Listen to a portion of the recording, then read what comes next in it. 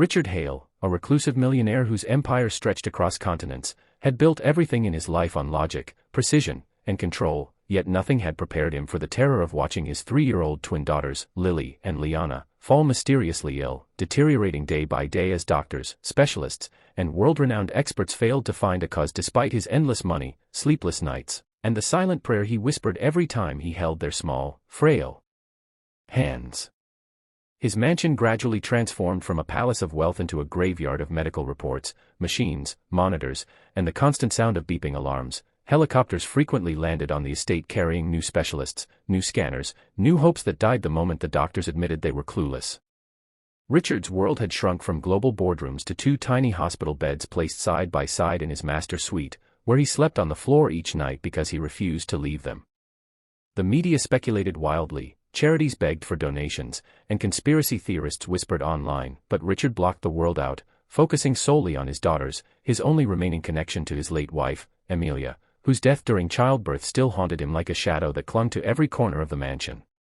With every passing week, the girls grew weaker, their once bright blue eyes dulled, their giggles disappeared, and their tiny bodies trembled with a fever no medicine could break. Exhausted.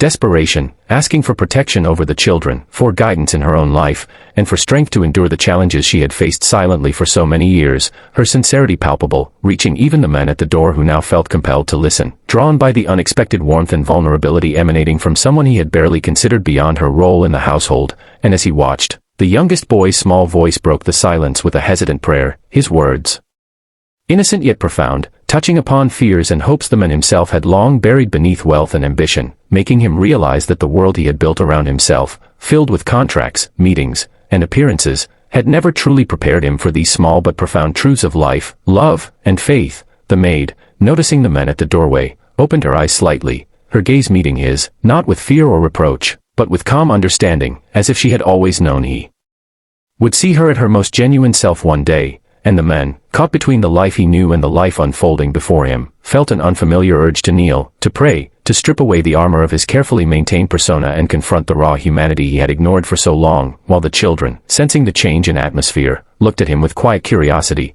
their small faces reflecting hope, trust, and an unspoken invitation to join them, and he realized in that instant that the world outside, with its noise, expectations, and relentless pursuit of power, had never given him a moment like this, a moment where the simplest act of devotion could open the heart, soften the spirit, and ignite a profound connection.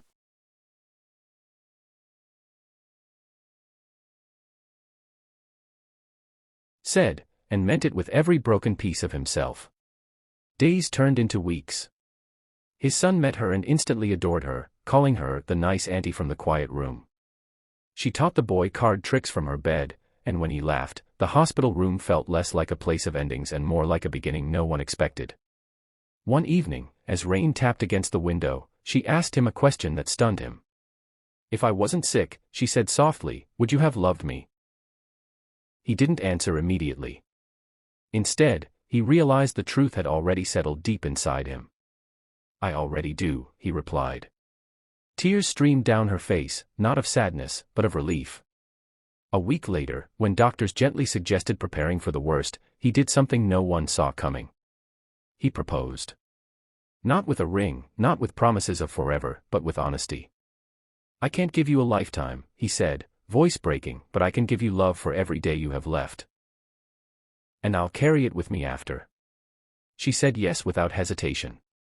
The hospital staff cried quietly as they were married in that same room, flowers borrowed, vows whispered, hands trembling but hearts certain.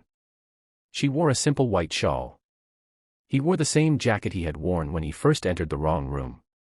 His son stood between them, smiling like he knew something the world didn't. She lived longer than expected.